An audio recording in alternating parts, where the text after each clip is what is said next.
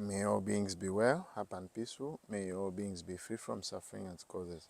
Say sadhu, sadhu, sadhu, sadhu. Yes. So today, after lovely lunch, a thought came to my mind that we are going to Bamboo Grove.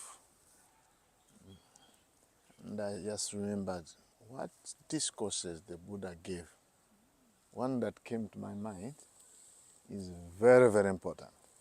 So I thought of sharing that discourse with you, just the way I did at Buddha Gaya. I was really teaching exactly what the Buddha taught. Yeah, which was the Noble Eightfold Path that led to enlightenment. Here, the Buddha taught something so interesting. It's about the Buddha's speech. So he raised high standards, all right? So at the end of this talk, you'll be able to speak like the Buddha, and it means speak like the pros. So we'll go through the discourse, but I'd like also to add more modern way of speaking like a pro. And also the Buddha also, in the same discourse, talked about the 4 ways of answering a question. Again, we'll touch that. But let us start with the easy one. In other words, our life, the way we communicate. So who had ever regretted something they said? Have you? I thought it's only me. I think, is it a common experience? To regret something. Regret. Yes. Sure. After Yeah. saying something and regret. Yes. I remember when I was a student in India, I had a friend of mine who said that, there are 3 things you can never change.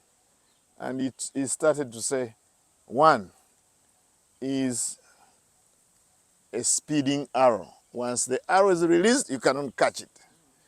Another one is a missed opportunity. Once there's an opportunity and you miss it, you neglect it, you'll never get it back. Another one is a said word.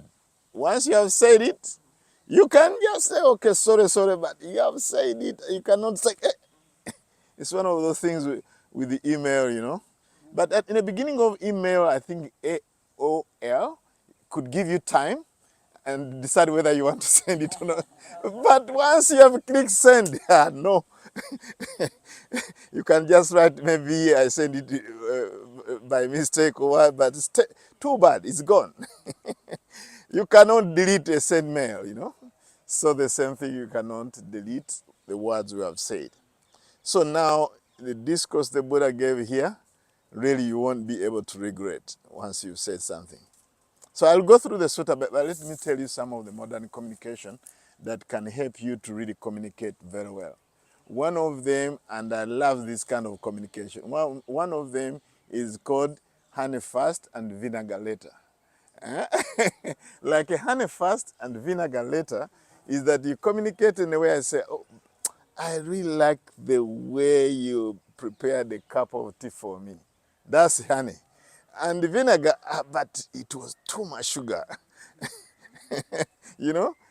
And it wasn't, I couldn't even take it. But honey first, you really appreciate.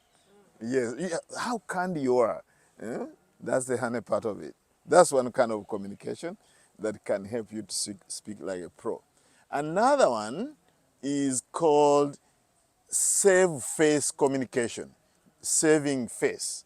So you can say, I think, Bhante, you may have forgotten that the bus leaves at 3. Yeah, so you save the face. Right? Yes, instead of say, we are late, you start grinning. But you see, if you say face, perhaps you didn't know that we are supposed to sit here. Yes, so I'm saving your face, that you didn't know that we have to sit here. So you can really practice it. You start with saving the face of another person. Another one I like very much is called sandwich communication. Sandwich, you know sandwich? Yes, so that sandwich communication, you speak something good Wow, I really like the way you took me to New York. But I, you forgot to send me the air ticket. But I really like the way you arrange my accommodation. So in other words, in the sandwich, that means you're communicating 2 to 1. Two positives and you soft pedal in the middle one, a little bit, not too much. There's another one I was trained in at IMS. When I was a layman, I was working there in the front office. We used to have a communication expert that trained us. It's called iMessaging. iMessage. It's one of the non-violence communication. The way you speak is that you start with I. When I hear you saying like this, I feel disrespected because ABC. And then you request instead of demanding. Right? Yes. So it's now about you, not the other person. But most of the time when we communicate, it's the other person. You know?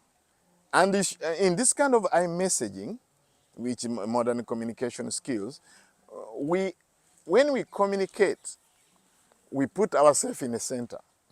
And people are not going to be defensive, They don't feel, they will not be feeling attacked, And also, we cannot say, I feel angry, because that's not their responsibility. We are responsible to be angry. Yes, it's a joint venture, actually. It's a joint venture. To get angry is like a joint venture. It's just like a matchbox and a stick. There's a surface on the matchbox. And then a stick also, there's something which is similar to this. So when they're together here, they cannot bring fire. They can only bring fire if you bring this one and strike. And then fire comes. So imagine a situation whereby there was no surface like this, like somebody who attained arahant, third level of enlightenment. There's nothing. Have you ever had a matchbox where you do like this and the whole thing has weared off and then there's no fire? So remember, whether it doesn't matter what, in any event when you get disappointed because somebody spoke this or blah, like this, is always, there's some responsibility. Whether you have 1%, they have 99%, but you cannot say, I'm not responsible. No, we need to take responsibility of this. So right there are 4 communication before we got the Buddha one. Are you going to remember this one? First one? Honey first. Vinegar later. Second one? Save face. Save face. Third one? Sandwich. Sandwich communication. Fourth? iMessage. Yeah, iMessage, when I hear you saying like this, when I saw you doing this, I feel disrespected. Actually, once you start communicating like this to teenagers, they will, yeah, my dad feel disrespected. Before they didn't know. In fact, most of the time they put a lot of cotton in their ears. They block you. Because every time you've been saying, you did this or did this. So this you business, it doesn't really make the information to go inside people. But when it's I, and you tell them your feelings, not that of feelings of anger, maybe disrespected, disappointed, helpless, this kind of thing. It's really very good to open communication, actually. It's good. So now we go to exactly the discourse happening here. It was between, of course, the discourse start, that's Avail had, that's Ananda. Then the Buddha was staying here, the blessed one was staying in Rajaga. And then Prince Abaya made this sect, which is called Nataputa. Yeah, Nataputa. And this kind of discussion was challenging the Buddha. When they got to know that he's an Arahant, then he will say that if he's an Arahant, let us say whether he's full Arahant, doesn't have anger, greed, and delusion. And then they're going to test by speech. So if he's really enlightened, let's see his speech. Can he speak something out of harshness? They've heard that the Buddha was really perfect, he's fully enlightened, and he cannot speak anything which is disagreeable or unwelcome. That we are going to test if it's really the Buddha cannot do that. And then also they were going to test him. If he can only speak what is agreeable and actually welcome, then why did he tell his cousin, Devadatta, why did he tell him go to hell? Is that he told him you are going to burn in hell, right? Yes. Then if the Buddha is speaking like this, then it cannot be enlightened. Yes. So now they went, and of course the discourse is a little bit long, but the summary of it is that they found out actually when they went to the Buddha told them the 6 kind of speech, and 4 of them the Buddha does not utter. He called himself Tathagata, thus gone or thus come, Tathagata. The term that was used at that time is still Tathagata, but was referring to self. Yes, yeah. The Buddha used a lot of what we call new wine in old bottle. A talk I have to give actually at some point. Yes, so now he used the same word Tathagata as an incense. Actually before it was an incense inside somebody, incense, a self like that. So now Tathagata, that is the way he called himself. Other people called him another name. He said that the Tathagata, out of the 6 speeches, he can only speak only 4. He doesn't speak the 4, but the 2 he can speak. And I'm going to go one by one. Yes, and most of the time I want to use what we call Venn diagram. I smuggle in mathematics into the Dhamma. Give me that paper, please. Give me a Venn diagram, the first speech. We are going to have lots of fun.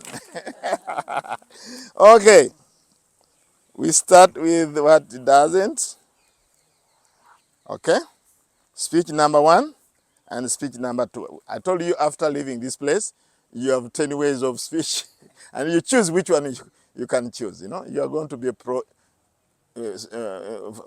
from here, Rajgir.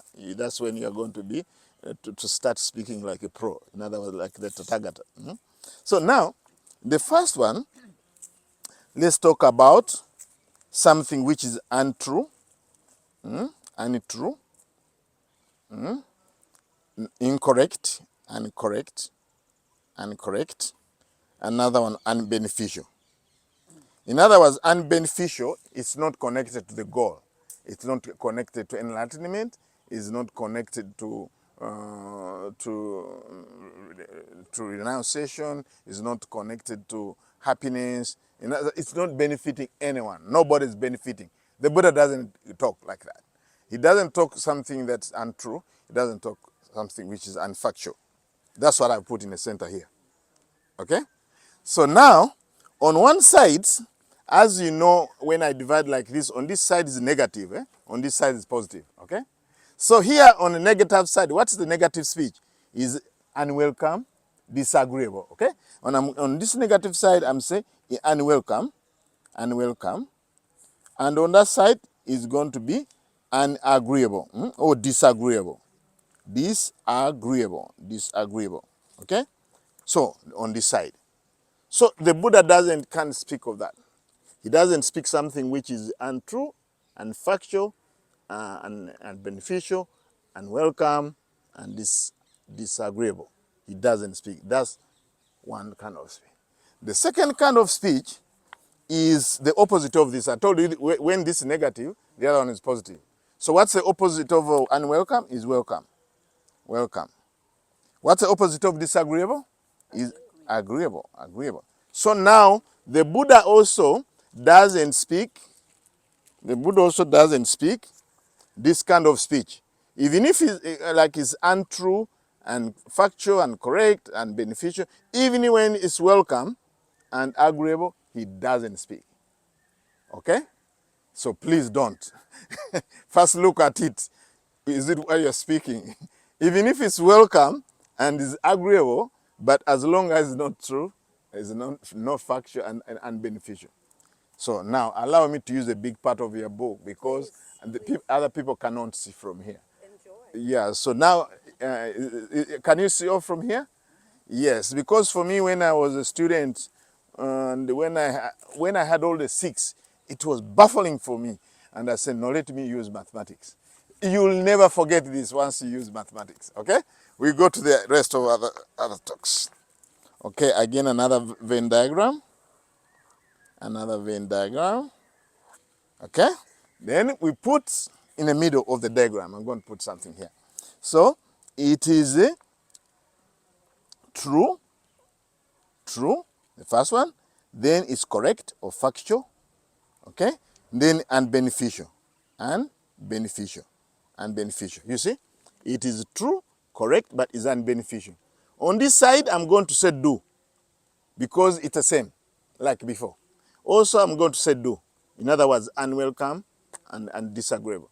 On this side, also, I'm going to do is agreeable and welcome. I'm just put it do, right? So now, this is speech number 3, number 4. So the Buddha doesn't give this, doesn't talk like this. When something is true, correct, but unbeneficial, in other words, not connected to the noble effort path, to the goal, he doesn't speak, even if it's disagreeable and welcome. Also, he doesn't speak, even if it's agreeable and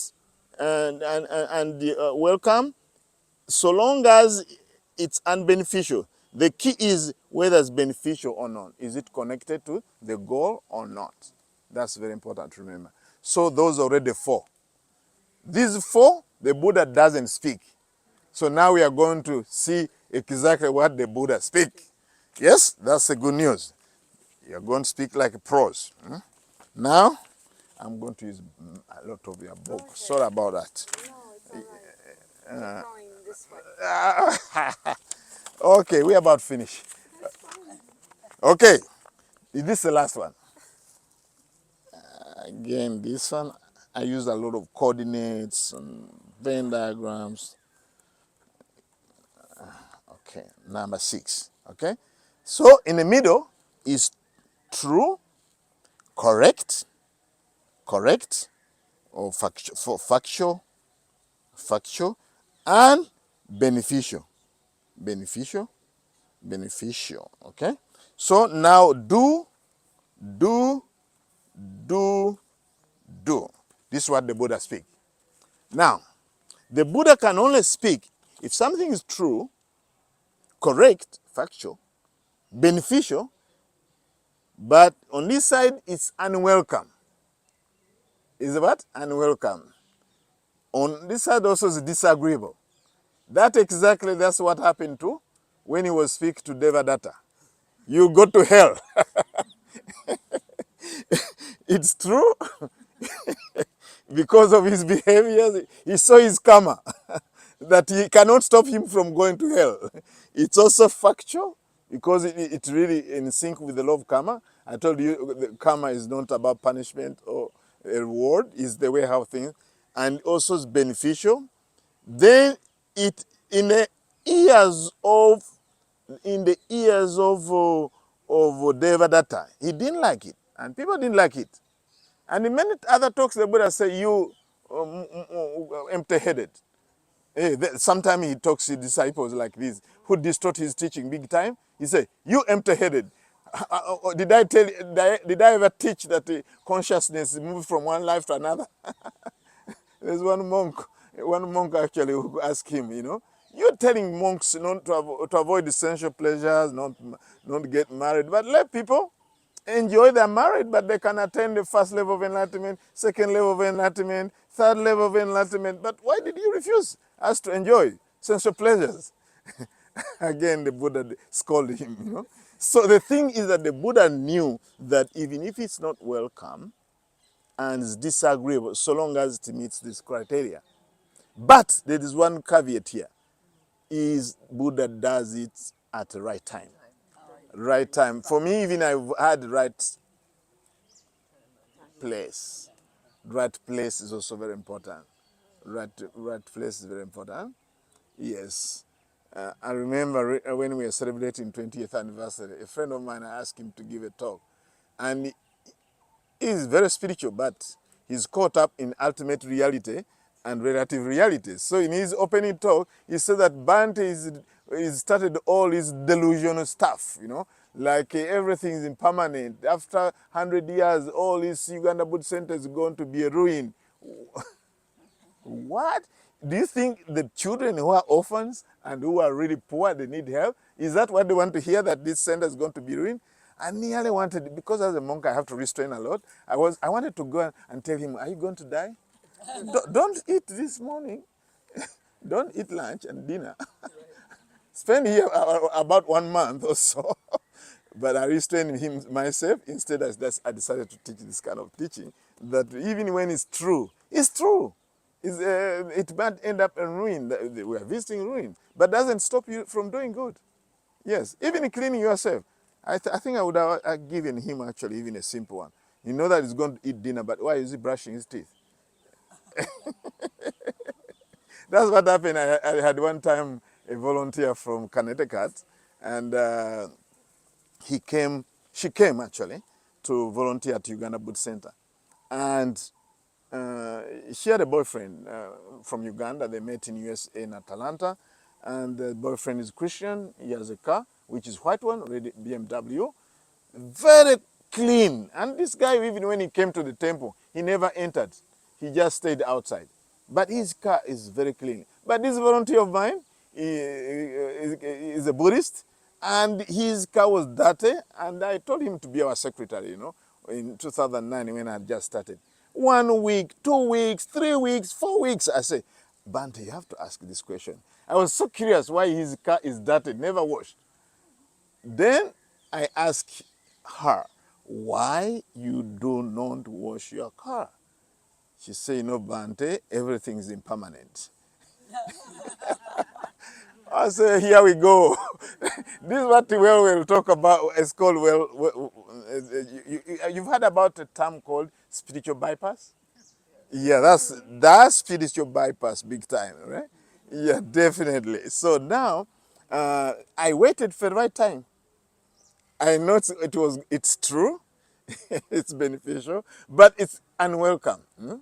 It was unwelcome and disagreeable because she had determined not to wash the car.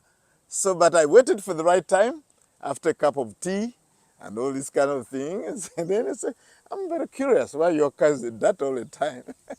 Then I got the answer. And many, many people are like that, especially on teaching of emptiness. Emptiness, emptiness, emptiness, emptiness. True. And then that's why I told Kimberly, the rock is not empty.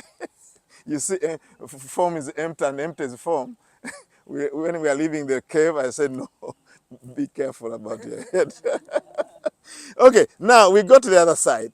On the other side, this is true, correct, beneficial. Here is what? Agreeable. And now, also welcome. This meets all the criteria. Everything is positive. Is agreeable, is welcome, is true, and is correct and beneficial. The Buddha, guess what? He said that also he has to wait for the right time. He has to wait for what? The right time. And the reason he gave is out of compassion. Out of compassion, you have to do it.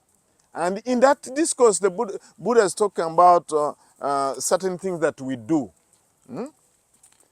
And they're very beneficial, but we do them whether it's going to bring suffering or not. And he compared a child when they actually swallow a safety pin.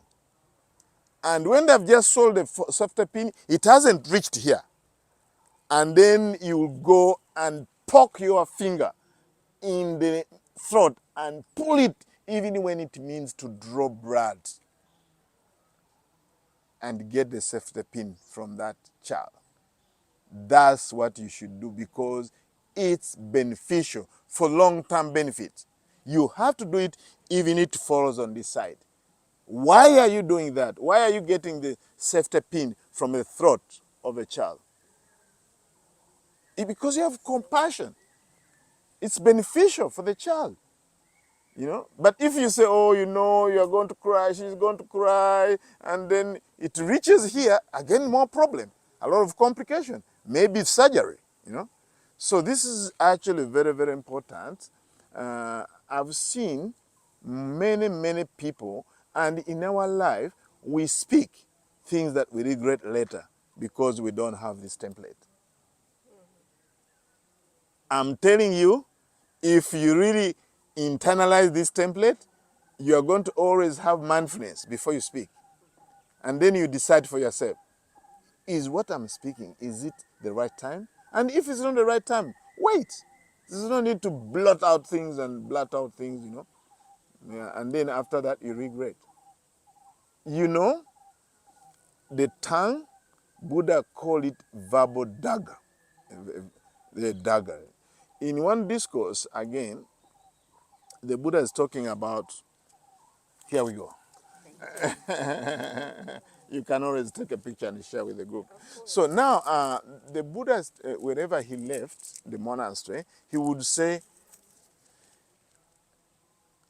live in harmony. You mix like milk and water. You mix like milk and water, but not water and oil. So even when I leave the temple myself, I go overseas to teach, all the group of people in our monastery come together and they say, please mix, because we have many departments and all that. Say, all of you should mix like milk and water. Don't use verbal dagger. The most dangerous weapon? It's the softest one, but it's the most dangerous one. Do you know it? You're going to say missile, bombs. What's the most dangerous weapon? It is so soft, it doesn't even have a bone. Your tongue. Yes, that one. It's the most dangerous one. Because once you say something harshly, somebody will never forget you. You can ruin your relationship. People write to me, for me, my always dad was very quiet. My mom was always the one talking. But one time they said one thing, and that was the end of it. I'm telling you, you just need to say one thing, and the entire thing, even if you've been doing so many, many good things, I'm telling you, just say one word, and then the whole thing fall apart. There is a saying that which said that I've never regretted keeping silence. I don't know if you've heard about it. Yeah, if you keep silence, I mean, though of course the Buddha never kind of approved people to be dumb, not talk at all. He said that when you meet, talk about Dhamma or observe noble silence. In this case, he's not talking about total silence. He's talking about noble silence. And noble silence is when you practice meditation and you go into the second jhana. Then you have noble silence. Before that, inner chatter, even when you're quiet, background kind of applications, on the phone. So it's very, very important to really, as you are in this place, to remember what the Buddha gave, the discourse the Buddha he gave on how to speak. It's a high bar, but at least we have a framework to work with. We have a framework where we can always revisit and say, yeah, wow, I think I can wait. There's no rush to talk about this. And also a place, it's very, very important. Now, in the same place, the discourse also talks about the 4 ways of answering a question.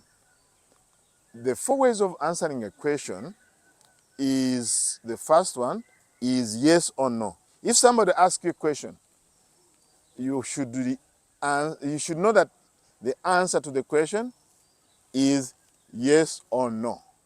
That's the first way. And you should actually read this discourse. It's Majjhima Nikaya. Right, Ellen? It's Yes, MN 58. The discourse to Prince Abaya. I think it's 58.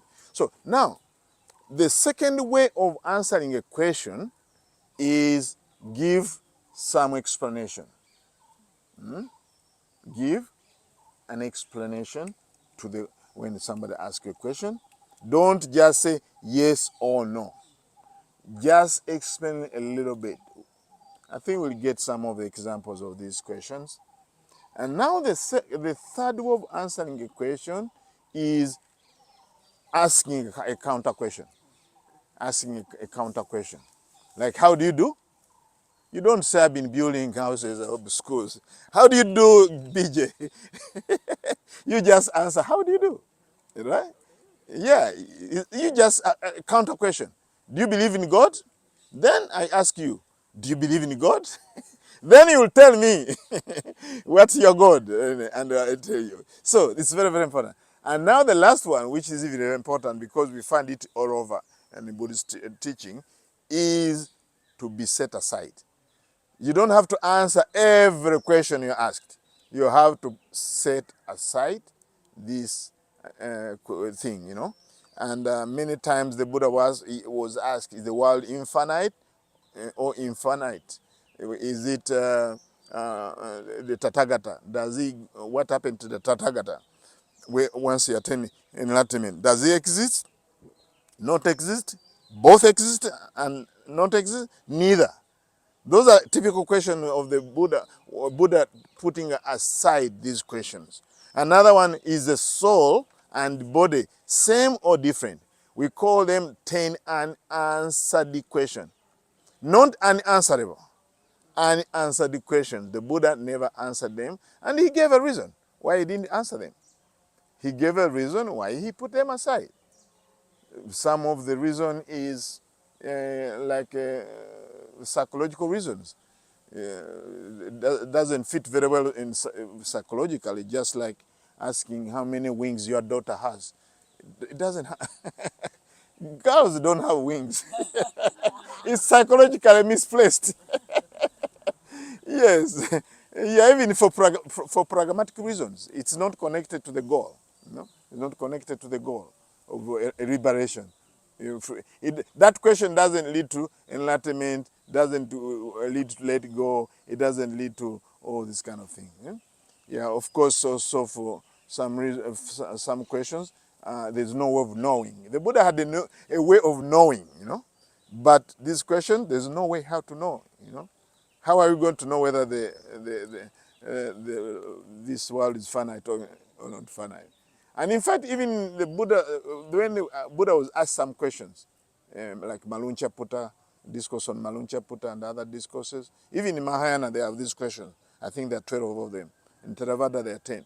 So they were asking things, but based on their orientation, their perspective, their mindset. Like asking whether the self is the same or different from the body. Already the Buddha doesn't teach about self. He's teaching about non-self. So the question is misplaced. Yeah, even when you look at Tathagata, they're talking about whether what happened to the Tathagata, or whether he exists or don't exist, or both, or neither. But according to them, those who are asking this question before even the Buddha, Tathagata is actually an incense that is supposed to survive and exist after death. But the Buddha doesn't have that concept. Tathagata is the one who has really practiced, and enlightened person is the one who has actually practiced and attained final liberation. So where does he go? Then he gave similes. Fire. With that, when you blow out fire, does it go to north, south, or west? Yeah, like that. So then it's again in this place, the Buddha was giving the 4 ways of answering a question. The Buddha said that if somebody mixes these things like this, is not fit for discussion.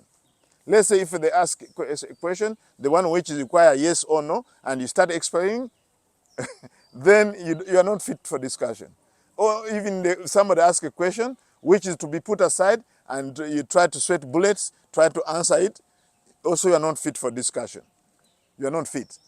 So you should really remember those 4 ways of answering questions. So this is a very, very important place for me. I feel that why do we live a miserable life? Part of it is the way we communicate with others. Really, really, I've seen it again and again. No wonder in modern world we have interpersonal communication skills. Then we learn how to communicate. For me, I worked in IMS. 50 North Americans, we had even Canadians.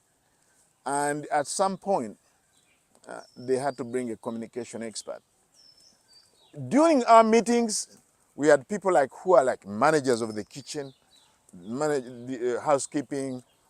They were crying in the meeting because the other person talked to this person like this.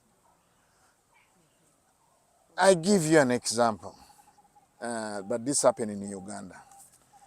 When I started the temple in Uganda, it was only 3 people. Pretty much my mother, who joined me after 2 weeks, and my helper, who actually passed away a few years ago, who lived with me 8 years. But we lived together for a long time, no problem. And I've never had any problem. And only one problem I had with him, he cut a jackfruit tree, which I like very much. and he knows how I love trees. I hug them and all this kind of thing. He cut it, and I love jackfruit. And then he sold the wood.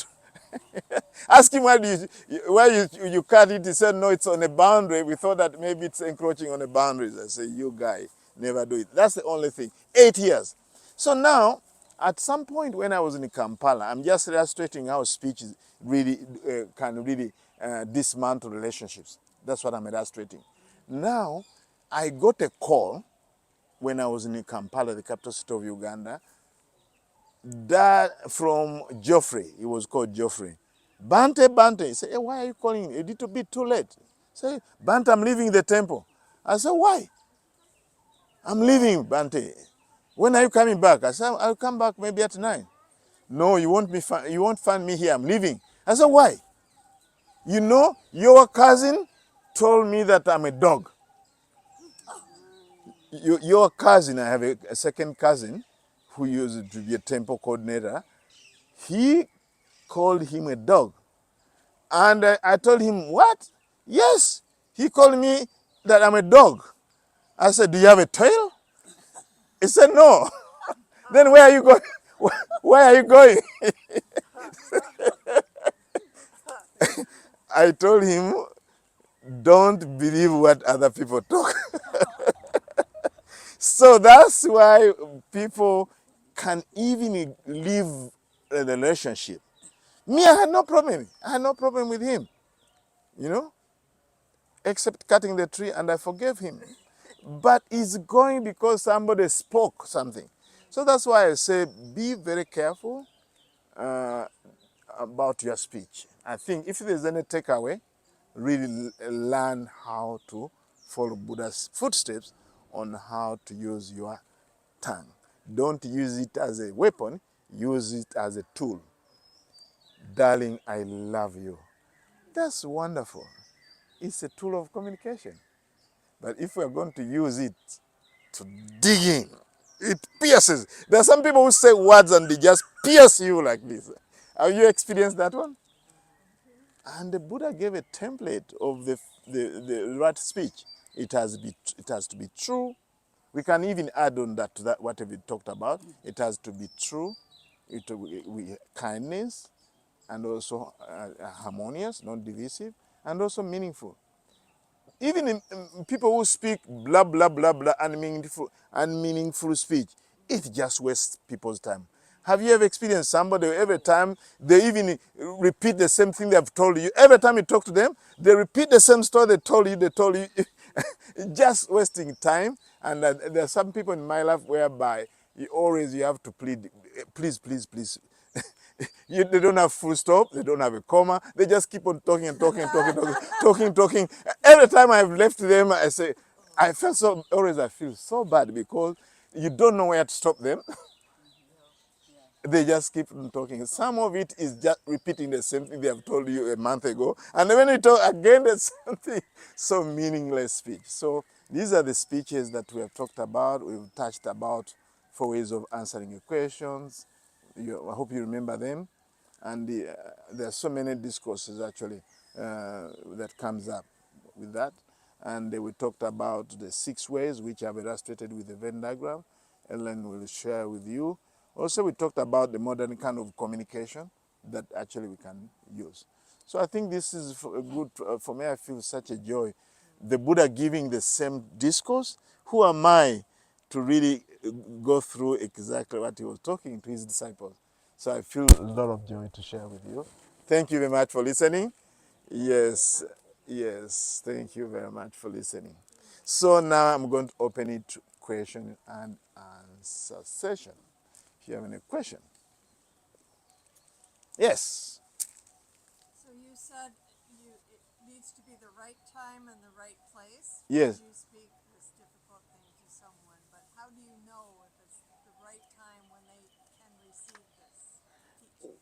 Yes, you can get a sense of the person's timetable. You can, if you, let's say you live with them, you know their time, good times. When they have just finished the exercises, when they're relaxed, they have taken a shower. But don't ask somebody who's coming, sweating and all these things. He needs a little bit of water to drink and he's very unsettled. And then you start to say, you did this to me. No, no, no, it's not the right time. I think I'm not going to tell you at 9 p.m. or 10 p.m. You really gauge somebody's time. And we are going to go, we are going to miss it. Sometimes what you call right time is not right time. But no, it doesn't really matter. The key is that you are trying. This is something that, a guideline. If sometime you get the right person, I mean you get it right and tell somebody at the right time and the right place within your estimation, sometime it may not. Yes, so for me, I will not communicate to somebody who just woke up and still feel grouchy and you never know how he slept. Yeah, so, and definitely, that's why the Buddha told us, never teach Dharma to people who have not eaten. Yeah, because when people haven't eaten, it's more likely to be a lot of aversion towards, they feel hunger, The Buddha say, first feed people. Yes, so for me, I'm more likely to give a talk to people after they have eaten than when they haven't eaten. So also the Dharma have to be done in the right timing when people have eaten. So in other words, what I'm trying to say is that each person is different. You talk to Bhante, he has crossed many time zones, he has sleepless nights, and you just tell me that the roof is leaking. Well, the roof is leaking is true. I know that, but that's not the right time for Bhante. I've seen it again and again. I go to the airport, I come from United States, I reach the airport, and then some of my relatives, they are telling me that your cousin is getting married. Are you going to, will be able to attend his, oh, I'm saying. I see it many, many times. I said, why didn't you wait at the temple? Why did you have to come to the airport? I ask these questions, but I see it many, many times, people. They don't have guidelines. But you people, you've got these guidelines where the Buddha taught. Get those guidelines. Not that you're going to be perfect, but at least you have some parameters to really see. And that's what is very more important. Because you're not always going to be perfect. Sometimes what you think is right for the other person, it's not. But you've at least tried your best, that you've given yourself time, that you didn't talk out of on autopilot, Because most of the time we cannot wait, we are impatient to communicate. But we are trying to fill a void in ourselves when we feel so empty, when we feel so angry, and then we are trying to fill that space. So it's really, you really talk at the right time, at the right rate, at the right space. Okay. I kind of see like with that, I try to reflect. It's about timing. Right. Kind of like in soccer, if I pass the ball to somebody, they have to be ready to receive it. Oh yeah, If we're trying to accomplish something, Yes. I think they're ready to receive it. If they're not, things just go awry. Yes. I've either embarrassed them because they looked bad, they should have gotten it, or Mm. fell into the hands of somebody else. We didn't accomplish what I wanted to accomplish. If I really wanted to make a point, that should be my overall thing. Say take the time, taking their time, and you're doing something together to accomplish something. That's just the way I view it. Yeah, that's good. That's good. Yeah, thank you. I just observe in myself that when I meditate regularly, like even 2 hours a day, morning and afternoon, I'm emotionally regulated. And that ability in me is much stronger that you're talking about, that I'm able to do it. It comes out of emotional regulation. For me, it's hard to do. You know, otherwise we're just thinking of ourselves. We're anxious. Yeah. But I think it's great to hear from you and a very good reminder of what we want to strive for. And also probably in terms of yourself, if you want really to communicate stuff, make sure you take a session of meditation. Yes, for me, all meetings in Uganda Buddhist Center, they start with meditation. I learned it from IMS. We would meditate for 45 minutes, and then on Wednesday, all people will meditate for 45 minutes, and then we start our business meeting. And within that business meeting still, one person will be meditating, and then for 30 minutes, all people are talking, blah, blah, blah, blah. To model that kind of sentiments and being grounded. And now, after 30 minutes, another person will meditate. So at least there were two people meditating. There will be disagreements between the ED and sometimes some heated arguments, you know. It's a Dharma center, but still, we are human beings. Sometimes the elephant is just in there, right, sitting there, but still things bypass. I found out it's a different environment when you have really meditated and then discuss something. Yeah. Yes, so for me, if I'm to meet people and I know it's more likely to be disagreement, I meditate. I remember one time we were purchasing a land. I know the guy is tough. He's from Pakistan, and he's a very tough cookie, you know. And he had talked about things about my lawyer, okay, how he's going to be paid, it's not good, it should be paid in dollars, we got a shilling, blah, blah, blah. I meditated in the morning, and I went to the transaction with, of course, my lawyer is handling it. I was quiet the entire session. And the guy who is really tough, very tough, he's always quarreling, and he even is known to be harsh and all. So he was saying, Buddha, why are you not talking? Buddha, today you are quiet. So I'm telling you, there's really nothing joyful, I feel, if you really meditate fast and regulate and calm and peaceful. And now go in a difficult area of communication. And my heart is more open too. Yeah, more, your heart is From more open. regular meditating, where I have more of that compassion. Yes. Yeah. And I might tell you, we're talking about these things. This is part of right speech. This is something that will come out from your practice of meditation. You're not going to cram this circle and then you think that you're going to still bring the communication. Because once your mind is open and grounded, there will be a way how you will talk that's more soft than harsh. Yes, rough speech. So everything that proceeds from a mind which is calm and peaceful.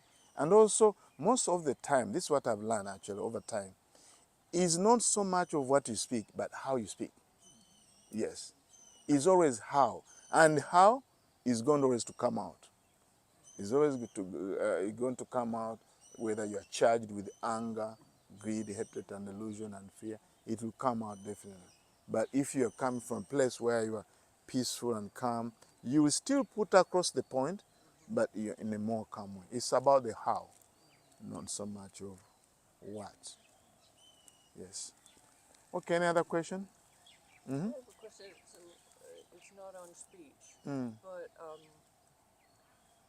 the first time I went to Bodh Gaya and I sat under the tree, I was overwhelmed. I felt like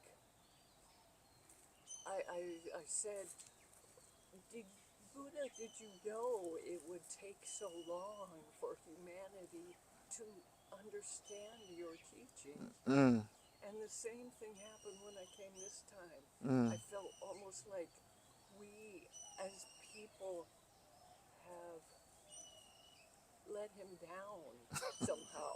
Yes. You know, Yeah. that he had such beautiful teachings, and here, 2,500 years ago, of practicing greed, hatred, and delusion is being fed, and it is so has so much energy right now that I know the answer is there is no time to this. And he didn't ever say all suffering was going to be gone. But I just want you to, what would you say? How would you hold all of this? Okay, thank you very much. I'm not going to be pessimistic or optimistic, but I want to be realistic. So, yes, you're very right, but one thing that keeps me going is the teaching of the Buddha has been preserved over centuries. Over centuries have been preserved. There is no single civilization that is still alive than the Buddhist civilization. Roman crashed. Egyptian crashed. But the Buddhist dispensation really still alive. It had its own issues, and at some point disappeared from India, but it emerged from Sri Lanka. So I'm even more positive that this Buddha's teaching has been preserved, mainly, of course, of the fourfold community, the Buddha, the Buddhist monks, nuns, and lay people. So they have really preserved it. And even more specifically is the monastics who are decided to carry on this teaching, though enshrined in ceremonies and all that, so that it keeps on going. And of course, like a place like Russia. Last year I was in Russia. There was a conference in a place called Elista. The people from Mongolia migrated from Mongolia to that part of Russia, 8 centuries, many centuries.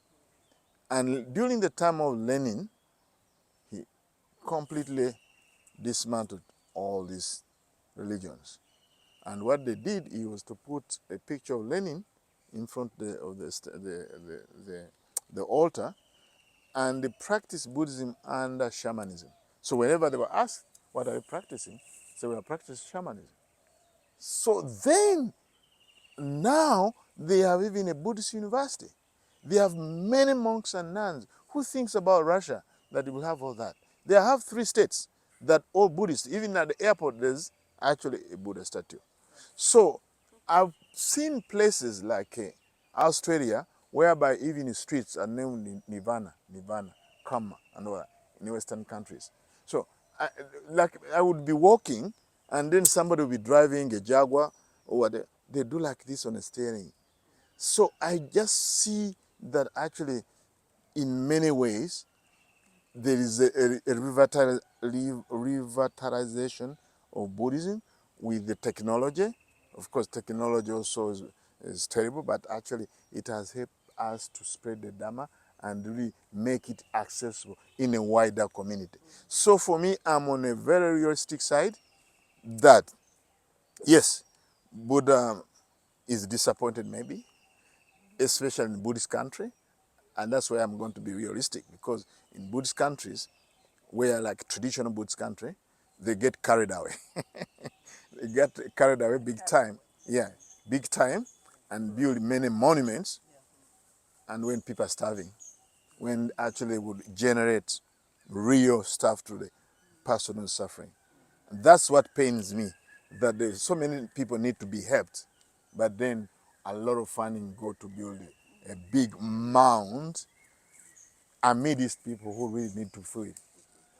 In my temple, many people want to sponsor stupa. I said, no, let's put on hold on that. I need to feed those children. Until we negotiated and they had a small one. It's called Brother Stupa. I said, I'm not going to put tons of money. You are going to give me tons of money to build a stupa, taking this size of the land, and we look at it all the time, and we are hungry? No way. So I vowed not to get carried away in Uganda because I feel there's more needs. Yeah, so that's what pains me. But in terms of the way how the dam are being propelled at this moment, I think we are on the positive side. Yes, we are on the positive side of the story. There's a lot of situation where I feel that there's a lot of delusion that's happening, but this is not so bad compared to what is really going on. Especially me who teaches in centers like Spirit Rock and IMS is for the entire year.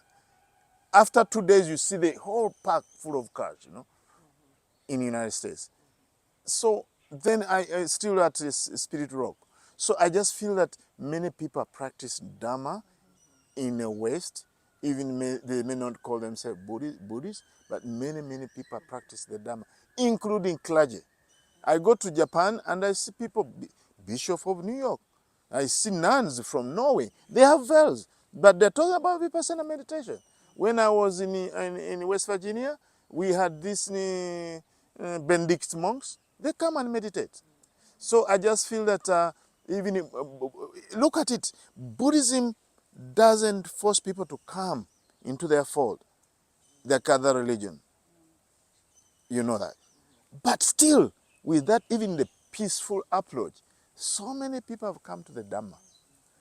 Today, I've sent you a video of bedsheet revolution. Yes, that's where I was saying, I didn't tell these children, please come and become Buddhist. For me, what I wanted to help them understand your African way of living. And they came, and they don't want to go back home. They don't want to go back home. They put bedsheets around themselves. So that's why I say that really the Dhamma, the truth, it really is so beautiful that many people can relate to it. So yes, I agree with you that we didn't understand, we betrayed him. Actually, one teacher was called Krishnamurti. Krishnamurti, when he was teaching, he taught around the world, Krishnamurti, and he kept on seeing people coming. He said, why have you come? You haven't got it? Until my teacher, in the quotes, because they didn't want to be called teachers, Vimlathaka, got it. And so go to India and just stand on the top of the roof and tell them. Yeah, Krishnamurti was frustrated, definitely. Krishnamurti was so frustrated. Yeah, was so frustrated. But still, let me go back to your side. The Buddha knew the Dhamma is deep. It's called Patsogamini. It goes against the grain, the normal way people understand. Yes. So he knew. I think he really know that this teaching is very deep. In other words, it's not something that will be surprised that people have not got it, because even he hesitated to teach. And until the Brahma told him that, Samapati, he told him that there will be people who have little eyes open. They will listen to you. Yeah, so it's not easy to understand the Dhamma because it's really say the truth, and most people don't want to hear the truth. They just want to massage the truth.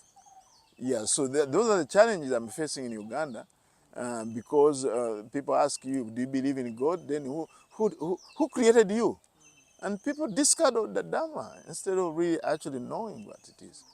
So when I was leading a retreat one time, the first very international retreat, I was teaching in Australia. One lady said, Bhante, you're traveling a lot. Why don't you call your students to come to Uganda? I will come.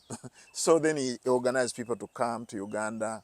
And now they came to Uganda. When they came to Uganda, there were Singaporeans, German, and all that. So now the retreat, we had a few people from outside Uganda.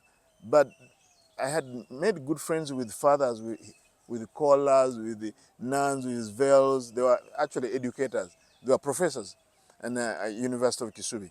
And the head of the department was a priest father. So they attended my retreat. And now,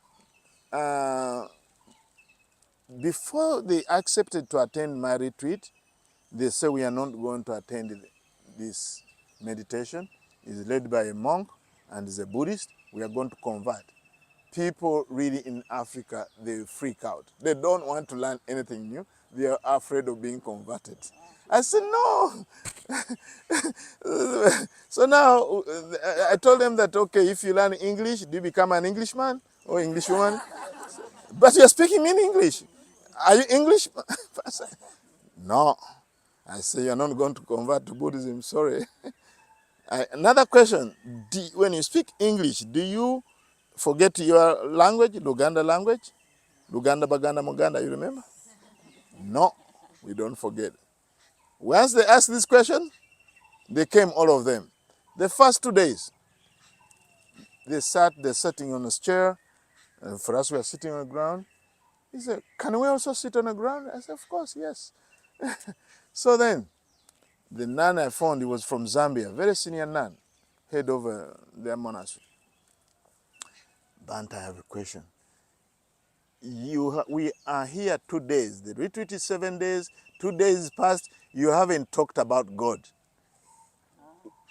What are we doing? You see where we are going, how Buddhism is so difficult, because people are just expecting to talk about God. In other words, people are interested more of the messenger, not the message. And the Buddha was different. The Buddha didn't care about the messenger. He really cared about the message. So most people are really kind of lost in the messenger instead of the message. That's where Buddhism becomes very difficult, because it goes against people thinking.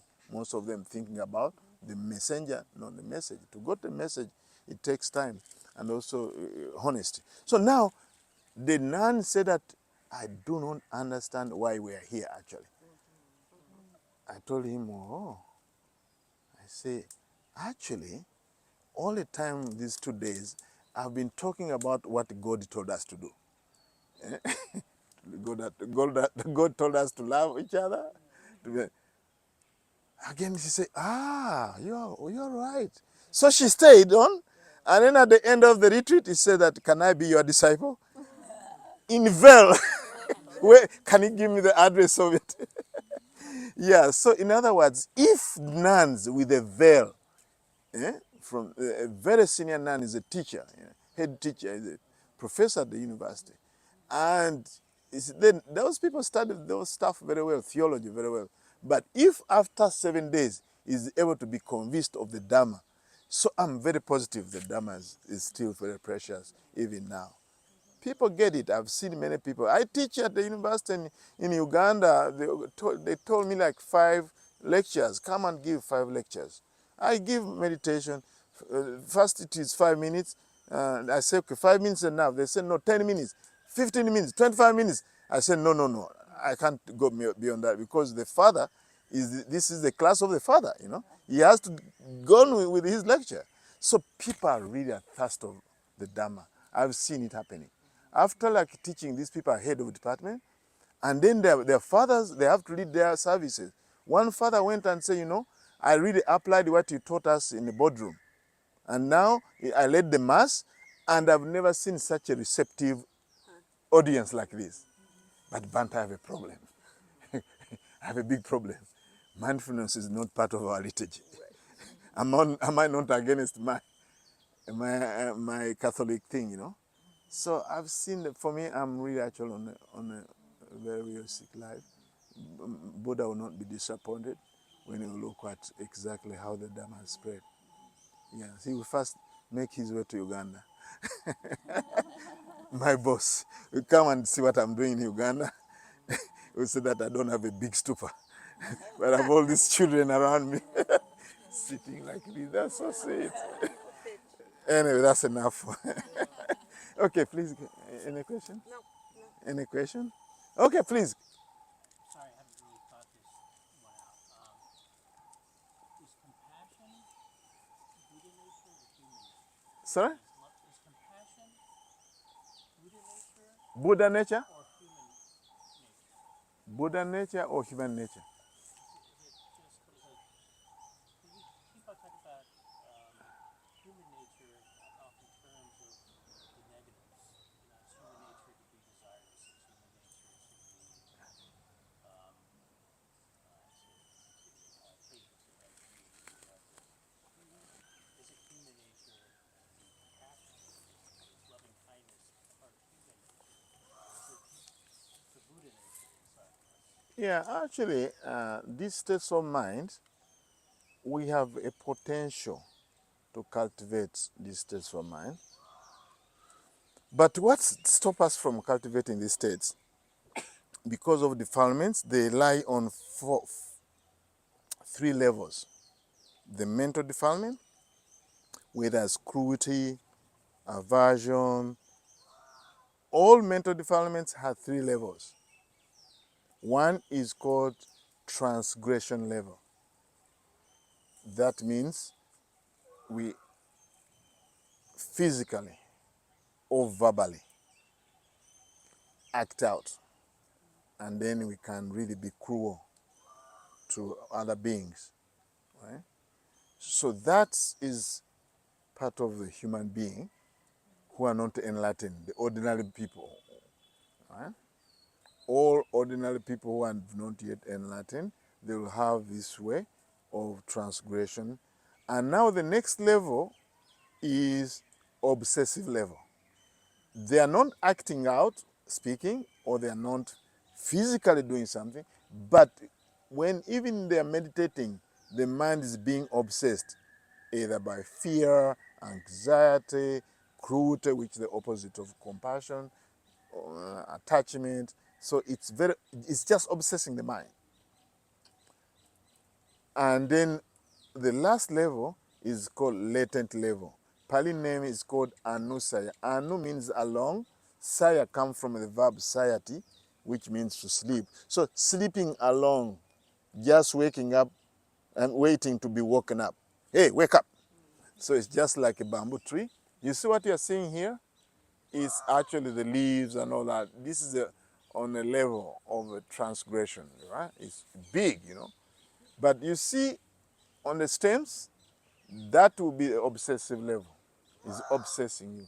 Then down, you see BJ where it's sitting? Down there you can't see it. It's the roots. Yeah, the roots. So even a baby, once a baby is born, they have that anusaya. They look so peaceful. Oh, you're cute little thing. But I'm telling you, don't give them milk in the right time. Stuff comes up. You know? So you know that even a newborn baby, they are not even talking, they are not acting out. Actually, they can kick you a little bit if you delay to give the milk. But be rest assured that they have latent level of defilement. So now, the way to address those three levels, we have also three levels of practices that can really overcome those levels. For the transgression level then, we have to use what we call precepts. The first precept is not to kill. That means physically going and kill. So that will actually undermine the defilement of transgression level. Abstain from speaking, wrong speech. So this actually, again, deal with transgression level. Now, we go to the second training, which is called concentration. Then there will be energy, there will be right effort, there will be right mindfulness, and right concentration. That one, as the more we practice that one, the more we can chop off the obsessive level. That means we can counteract our tendencies of cruelty, of aversion. Yes. Now, I'm just breaking out the Noble Eightfold Path. I'm sure you remember all of it. Another name for, other trainings that can be, we'd call them trainings. There's what called Sila. Sila is what tackles the transgression, and samadhi is the one which has also those three factors I told you about: right effort, right mindfulness, and right concentration. That can cut, in other words, drown the obsessive level of defilement. In other words, at that moment, we'll have compassion. We'll have compassion as a training to overcome the other. Now there is something there down on the roots. That one, you cannot just overcome it by ethical conduct. It's just like when you cut off this bamboo and you go to Uganda, after 5 months you come back here, it's all over there again there. To uproot this one, you need a bulldozer. You need a bulldozer and get it from its roots completely. And also, even if you come to Uganda, you come, nothing has come back. And that's what we call panya, right understanding. And right thoughts. In right thoughts, that's where there's compassion. Is the training. We need to train. You can't say that it's just there and I will have compassion. No, you have to cultivate it again. The more we practice, the more it becomes stronger. And then it will become very powerful, and almost it becomes second to nature because you've been practicing it. Once you practice the right understanding, I mean the Panya group, we call Panya group, wisdom group, it has two factors there: right understanding and right intention or right thought. Then that's what we call Vipassana meditation. Vipassana meditation, which is insight meditation, wisdom, we cultivate wisdom, and the function of wisdom is to cut mental defilement. Then it will cut the roots, and then the whole thing is good, is more. So we have on the other side three types of defilement, and also on this side we have three types of practices. So compassion has to be practiced. You cannot just sit there and say, hey, I'm a human being, I have Buddha nature, I have compassion, and you don't do anything. Am I clear? In other words, we have a potential to cultivate compassion. The potential is there. Yeah, the potential is there. The potential is there. It's just like when you plant mangoes. There's a potential of that tree to produce fruits, mango fruit. So as a human being, you have a potential to be deeply compassionate. But that will come when you overcome the opposite of compassion, which is cruelty. How are you going to do it? Not by reading books. It's by the practice. You have the potential, and in order to realize that potential, you have to do something. Is that clear? Okay. Oh, I see here. I hate to do that. No. For me, even if you do it, I've finished my Dhamma talk. Or what? We can continue the Q&A somewhere else. But what I'm trying to say that one thing that I'm so happy that I was able to deliver the same discourse, though in a modern way, which was delivered 2,600 years ago. And I'm so happy that you listened it. I hope there's something you're taking from here, and that will be very happy. I'll be officially happy when you have one thing to take from here. Only one thing at the minimum. Whether it's sandwich communication, I know that you'll be good. Your trip will be worth it if you can take anything from this sharing. So, anyway, this is